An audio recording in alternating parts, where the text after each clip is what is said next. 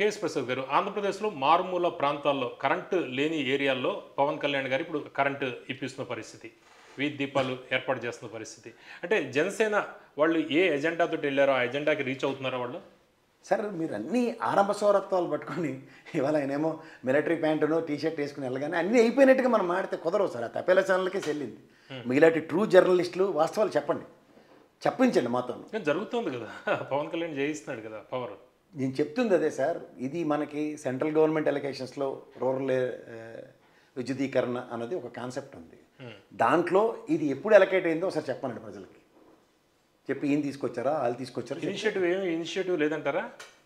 నాకు తెలిసి rural electrification అనేది నేషనల్ గవర్నమెంట్లో ఇట్ ఈస్ గోయింగ్ ఆన్. నేను నడ్డా గారి ఇంటర్వ్యూ ఒకటి చూడండి, దీనికి ఇచ్చారు సార్, దానికి CNN18 దాంట్లో. We are challenging 1186 kilometres of street lighting and cabling మీద ఫోకస్ చేసామని చెప్పారు. సో పార్ట్ అండ్ పార్సల్ లేదు కదా. ఇవి మనకి స్టేట్ ప్రయారిటైజేషన్స్లో ఎలకేషన్స్ ఉన్న వాటిని యూటిలైజేషన్లో నా ఆయనలో చెప్పుకోవడానికి ఉపయోగపడతాయి. కొన్ని definitely certain issues will takes place. ఇవాళ పవన్ కళ్యాణ్ గారు విద్యుదీకరణ మీద అంటే ఎలక్ట్రికల్ మినిస్టర్ అవ్వడం నాకు తెలిసి ఆయన ఎవరండి, మన ఎలక్ట్రికల్ మినిస్టర్ ఉన్నాడు కదా, ఆయన ఏంటి చేస్తున్నట్టు? వీళ్ళకి ఈ గవర్నమెంట్లో ఎవడి పని ఆడు ఎందుకు చేయట్లేదు?